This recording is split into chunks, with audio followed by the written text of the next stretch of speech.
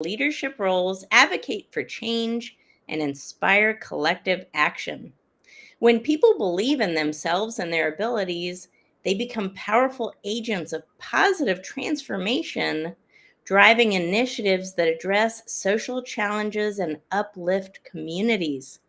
Confidence not only fuels personal success, but also contributes a ripple effect, fostering a culture of resilience, innovation, and collaboration that transcends individual boundaries and propels meaningful change on a societal level.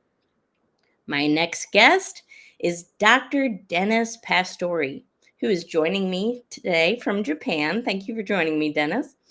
Uh, Dr. Pastory is an applied data scientist and strategist specializing in AgriTech and food value chain, as well as emerging tech integration. And the title of our show is How Confidence Can Drive Social Impact.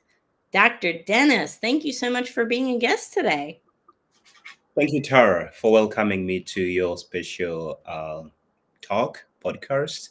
It's a pleasure to be here, and I'm amazed with what you're working on, the confidence, and taking this opportunity to share and talk about how that can drive the social impact. Is it's going to be really great for your global audience to learn of the amazing work there. Thank you. Yes, absolutely. And I live in North Carolina, USA. You're in Japan, and the word confidence brought us together on this show today. So that's an interesting thing, right? We're in a global market, global audience here. And a lot of people, associate confidence, Dennis, with just themselves. And this is a conversation that I like to have with people because honestly, I liken confidence as a vibration. It's almost a vibrational state. When people are very confident, they're high vibrating, they're high energy, right? But it attracts certain energies as well to it. And confidence isn't just felt within an individual, which is an interesting thing. It's also has that kind of ripple effect that I talked about and, starts to bring about change and impact. What do you think about that? What are your experiences with that? Yeah, thank you. So, just shortly about it's good, where I came from. So, apparently, I'm in Japan. I came here almost 12 years ago.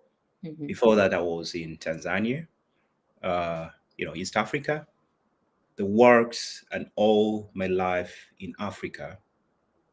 And what I'm doing here, they have a great connection. And so, what am I doing here? As a data scientist, consultant with, Mhm.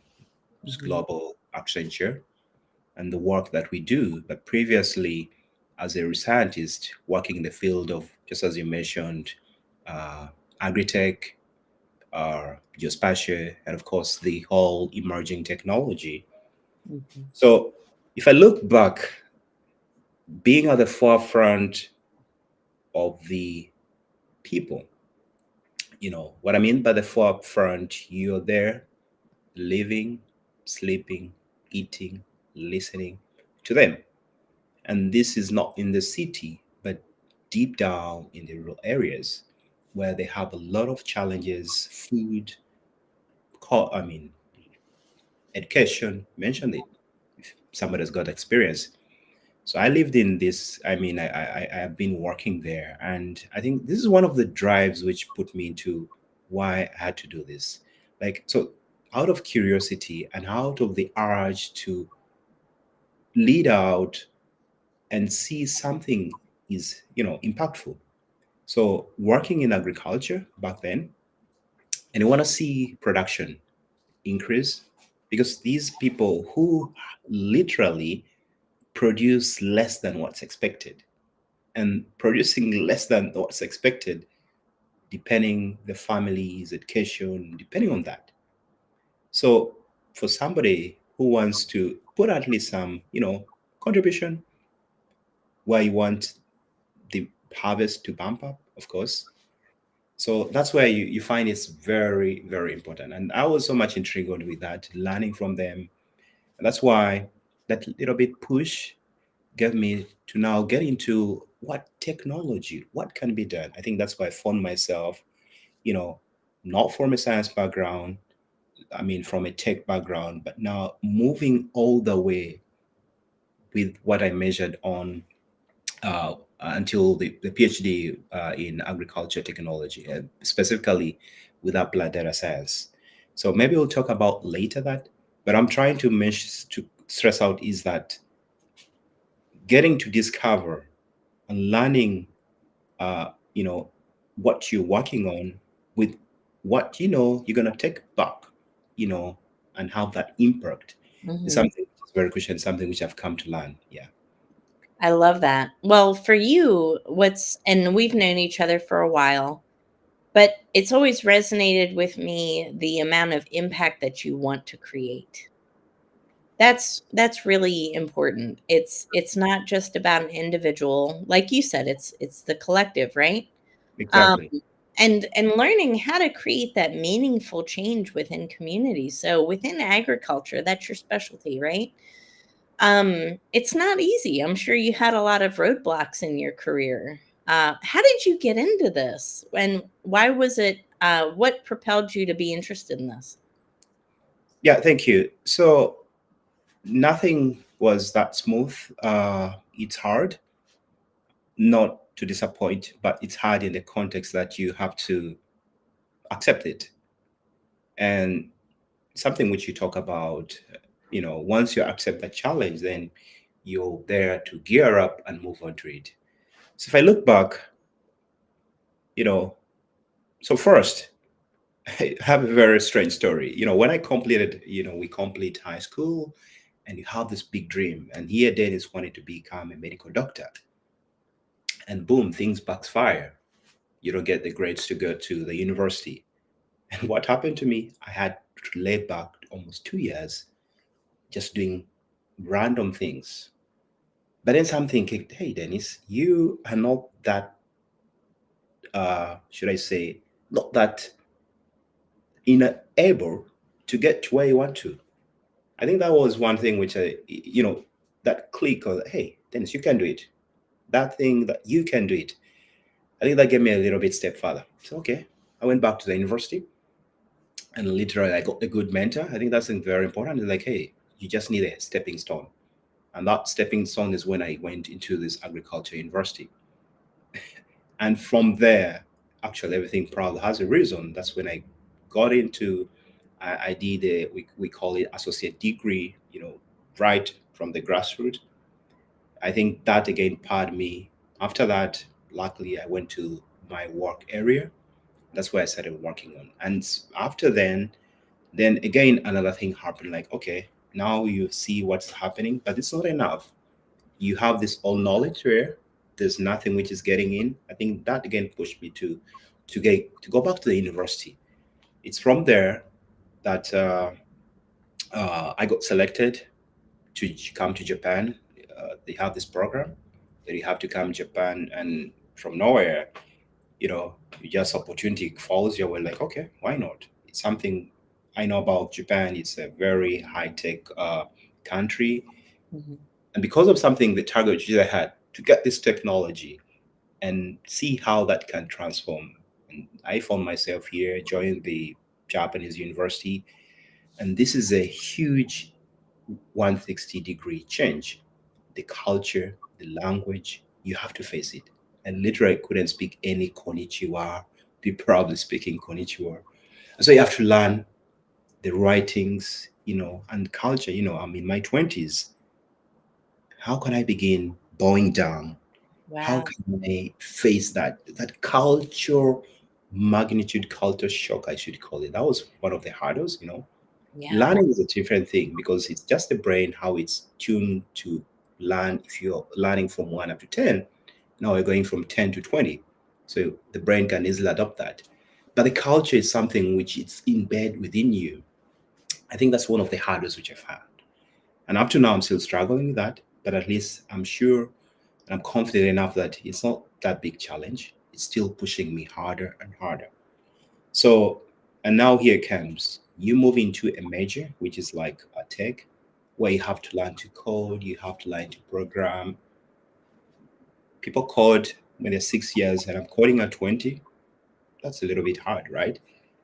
But there's this thing which is still demanding, and that's why you get into a computer, you begin, and eventually, again, the brain, how amazing it is, you cope up and you begin learning, and you improve, and eventually you find that at least you got to a point that, wow, this is where I am and this is what I can do.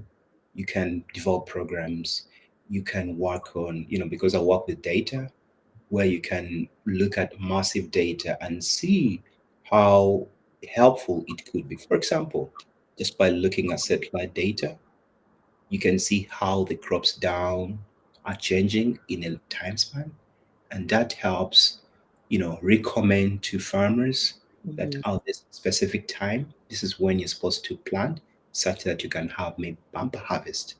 So something like that is what keeps you, and because of the challenge, I think you find yourself just moving. Yeah. Thank you, Wow. Tara. Yeah, that was an incredible story.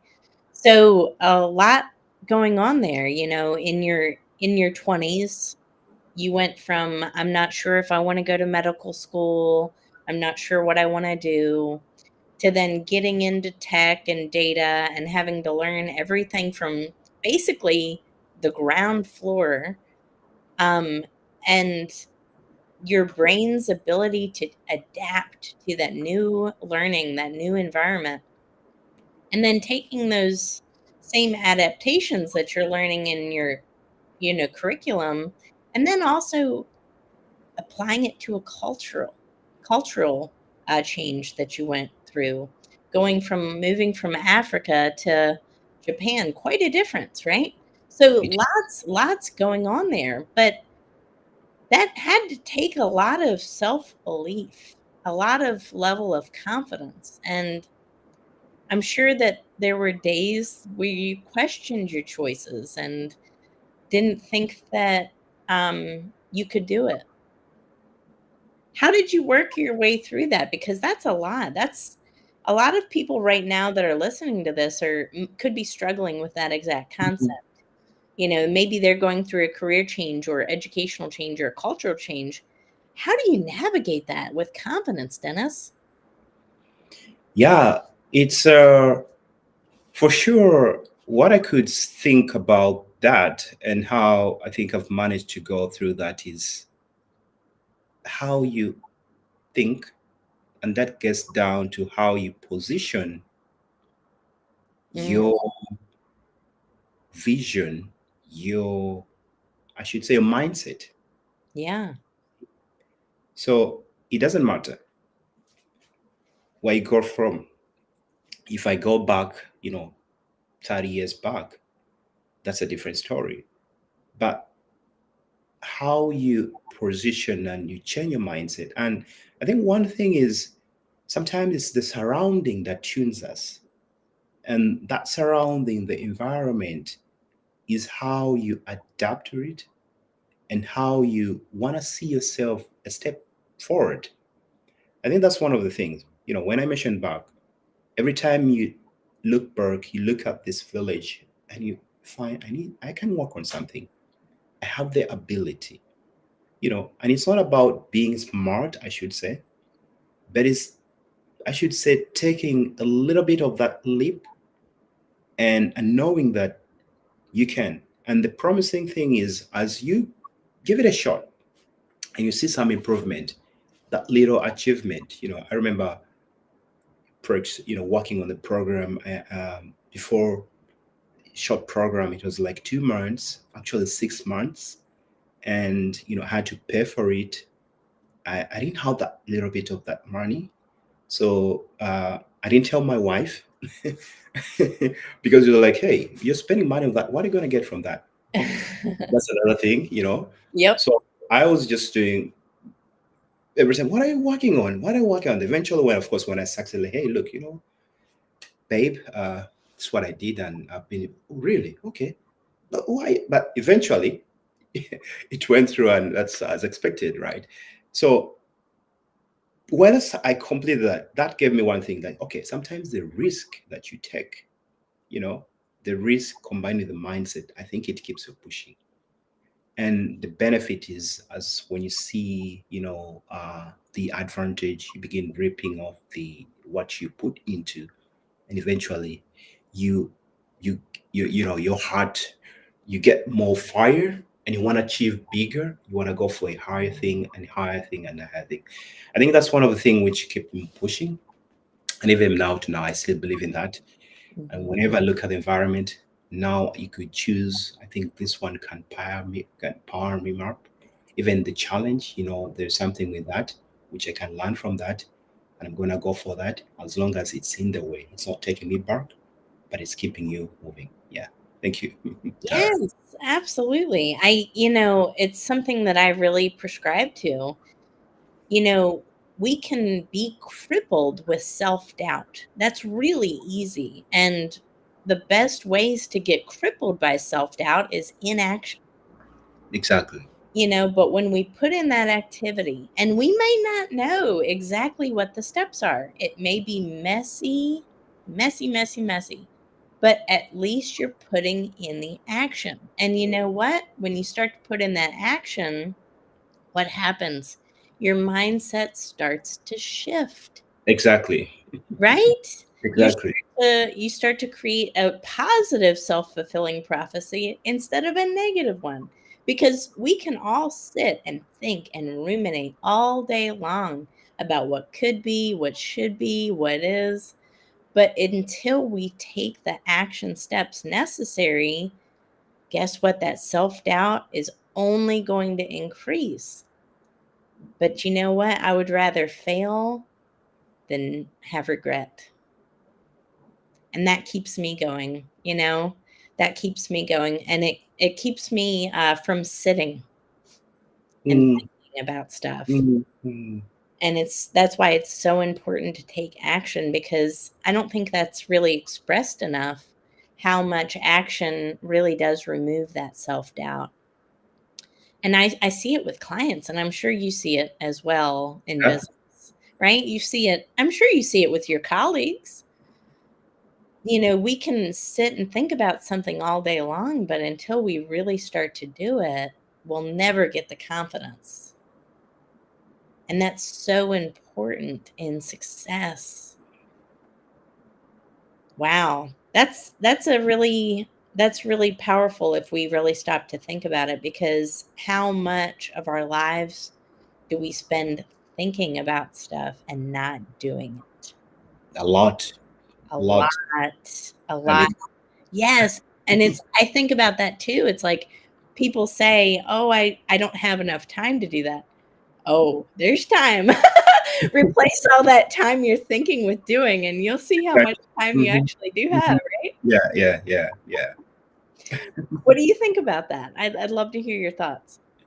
Yeah, it's I should say that where we give excuse, and we tend to rely on what we believe on, something which I've seen, and something probably example that, especially in how social impact works, and that huge gap between the expertise, whatever expertise you have, and what you can contribute. Now that's something which it's on the top. The world is changing. COP's 28 just ended with a lot of inefficiencies brought up and what needs to be done. And so as an individual personally, and any other people that I believe can have this impact, is, if you look at that, we can't just ignore it, right? But it's something which I always believe you can do it, right? And just by learning, for instance, just taking the trouble and just maybe walking out and looking how things work, not in that broad perspective, but just taking how things work, and literally you just begin, you're putting yourself in the forefront.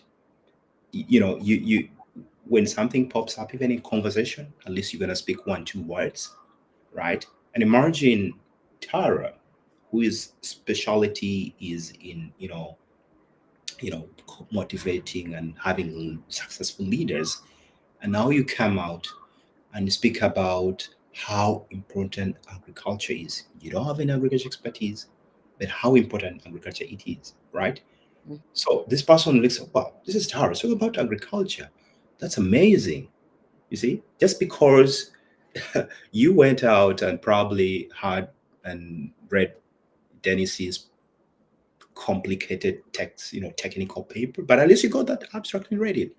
So this is the thing is, taking the leap, as you mentioned, believing in yourself, and we always have this income. I personally, I used to struggle, like, not just the confidence, but I think it's aligned with, the what's called the imposter syndrome.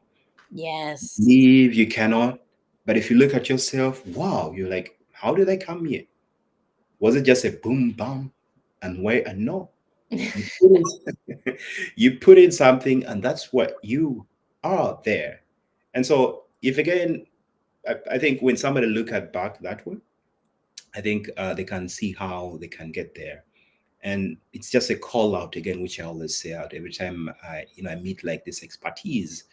Uh, I see initiatives, people, for example, learning how to be great leaders in data science. And now we have to tell them, hey, you don't have to learn all the technical, just know the bits, how you can create a team, how you can speak to your other engineers in a very simple time, and the impact, the value of the company which you have, how you can link that. And once you know that, you're going to be great leaders. And the great leaders, that means you're going to push the company values and what you're working on, the profit and all that. And look who is going to benefit that. The huge mass of people out there. It doesn't matter whether it's in Africa, it's in US, it's in Japan. Yeah, that's what I can think of, Tara. I love that. Well, I'm so glad to hear that we're doing a better job merging that technical knowledge with those social, emotional intelligence skills. It's not taught enough, and it works to breed toxicity in work cultures over time. So it's really important for leaders and emerging leaders to learn those key skills that you just mentioned. And it really does help to elevate companies, teams, and it really has a resonating power as well. I believe that. And it's interesting you mentioned imposter syndrome. The fascinating thing about imposter syndrome is that it affects high achieving individuals the most.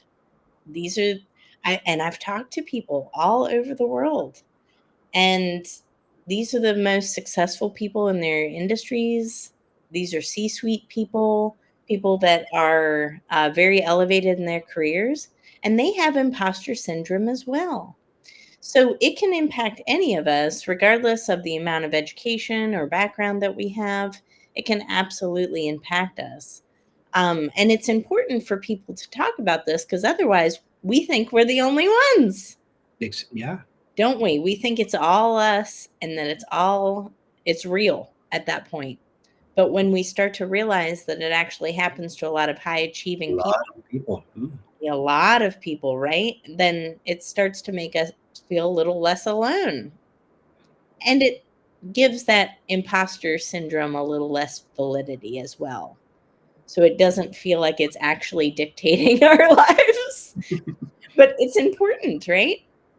Now, did you face imposter syndrome in your career going through, I'm sure you did at one point in time through schooling, thinking, what am I doing here? Is this really for me? Can I do this? Am I capable of this? What do you think? Yeah, I've had cases with imposter syndrome, um, because here comes the thing. You've worked all your way, you've worked hard, and you get a point that now you want to get to that next step. Hmm. And you want to get to the next step. And you say, you want to get to the next step? Why don't you say, I must get to that next step? And that is the first case where you find, oh, this is an imposter syndrome. So Hmm. you take a step back and look, okay, do I have it? Uh, you know, I've seen cases, when I was looking for, when I finished my PhD, I wanted now, of course, I was working partially into the industry, but I felt like I should move away from academia and move 100% in industry. And one reason I wanted to see that immediate impact, because that's what I believe, that when you get into the industry, you're meeting the immediate impact. For instance, you're building products which are going to impact people. That's all. You're not going to take the research. I don't say research is bad, and work on that, go through the literature and all that, and just send it to a publication and keeps there. No, no, no. You're putting that into a pipeline. And so this is why I think, that's why I think I face that. Like, oh, I know you keep doubting. You look, I know, I think I can. Maybe I need 5 years. Maybe I need to be, a grad at this point. So just one little thing, just one line, and it puts you down. But you think, something which you're supposed to decide in just 5 minutes.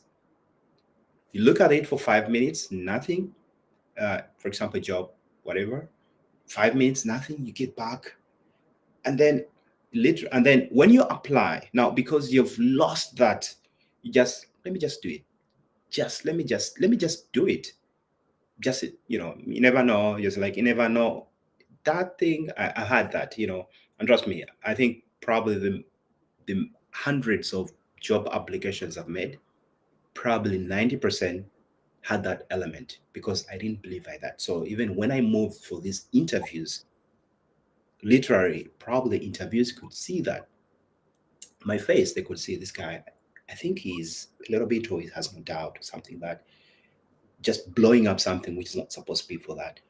And yeah, I had that. But once I got that things change. I didn't have to put on, like a suit. Well, first impression makes sense, but I didn't have to put on a suit and join there. Could just walk in a t-shirt. They're not going to judge me, but they're going to judge what comes out my my mouth. And even when I got after that, trust me, I got like couple of offers, just by being bold and saying what I think and what impact I can have. And the moment I got away with that imposter syndrome, and of course, until now, it doesn't go away, but it's capturing and knowing when is this time. And once you learn that, you definitely just keep on, having some change. Yeah, that's what I think. Yeah, thank you. Absolutely. I totally agree with you. It never really goes away. And even when you develop confidence, you can still have moments or days where you feel less confident, right? But it's about empowering a mindset that diminishes that over time. I think that's a key in indicator there. It's not Mm. about removing it completely. That's not possible. But it's about diminishing it over time and then knowing when it shows up, how to tackle it, how to deal with it. But what you just said there was really impactful and inspiring, that, before, if you were to go on an interview, you might not have presented yourself 100% like you should, because maybe there was a lack of confidence.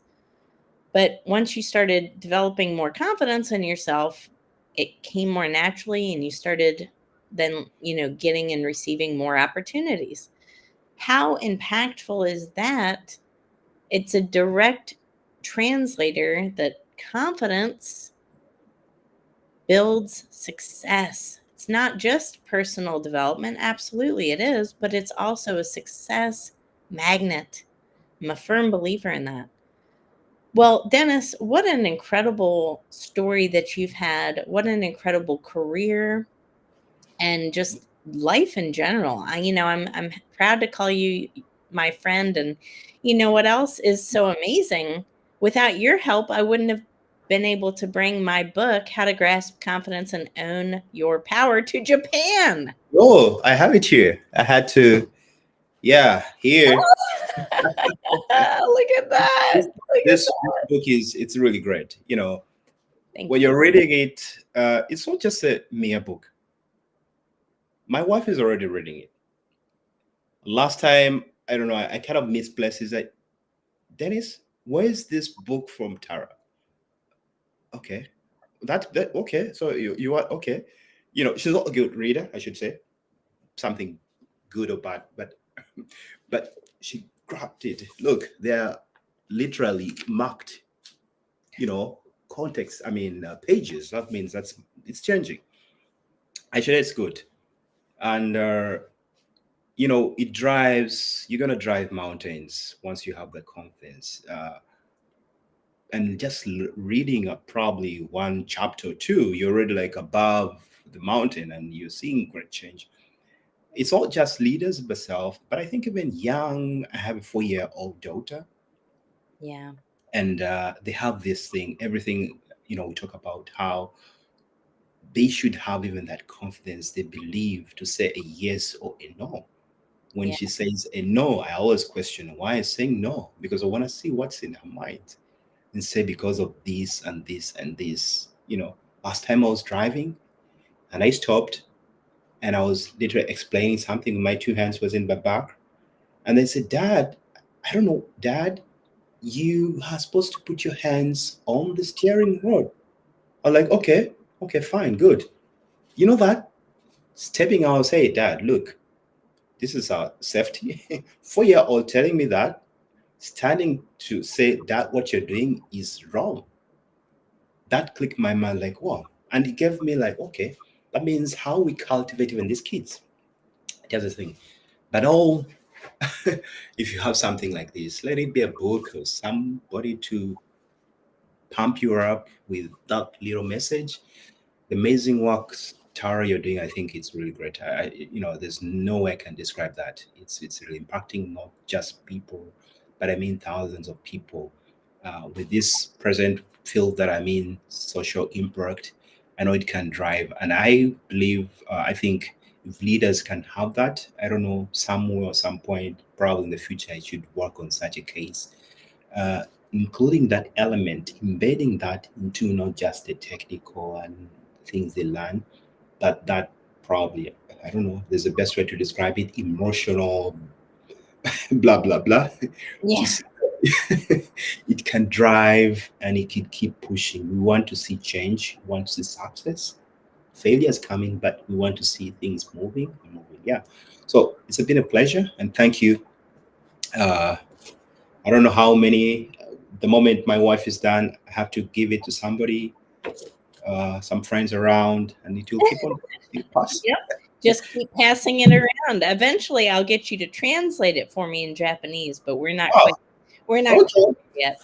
okay, we can do that. Yeah, we can do that. I'm not 100% Japanese speak, but at least we can do that. Yep, we'll figure that out, right? Yeah. It's gonna the good Japanese gonna love that. Yeah, Yes, because I know the Japanese, they love actual paperback books, like you said, exactly. right? Oh, they love after paper books. Yes, so we Yeah. need to bring more confidence to Mhm. Japan, our friends over there. But Dennis, what a pleasure. Thank you so much for joining us on this podcast today. And I will make sure to put all of your details as well so that people can reach out to you. But what is the best way to reach out to you? How would you like folks to get in contact with you? I think for the global audience, just reach out to my LinkedIn. I try to keep the consistency to share out my thoughts, what I think about AgriTech, what I think about you know emerging technology, not just in Africa but in Japan, but say the experience here. So I people can just reach out to me. I think that's the easiest way that you can. I'll do my best, to respond to them. And whenever you have, just reach out for any opportunity you want me to maybe talk to you. You want me to express something which I explain here is well and clear. Get me. I'll go much deeper. And Sarah, I'm really excited to. You know what? I took a step. Like, should I go to your TED talk? Let's talk there. You should, and you are welcome. I've got a couple people flying in for it. Yeah. Wow. Yep. Okay. Yep. Okay. That's the power of the book. I think somebody is flying in from Canada to come see it. Okay. Hey, if you want to Okay. pop a flight to London, I will Okay. meet you there, buddy. But no pressure. I know you're going a long way, Yeah, yeah, yeah. but Okay. it's going to be great. I'm so pumped for that TED Talk. I'm so ready to deliver this message of confidence to the world stage. It's going to be very impactful and insightful. But thank you so much, my friend, for We joining are me. behind you. You're doing amazing. We are behind you. Please keep pushing. Yes, Just keep thank pushing. you so much. Awesome. And we will catch everyone on the next episode.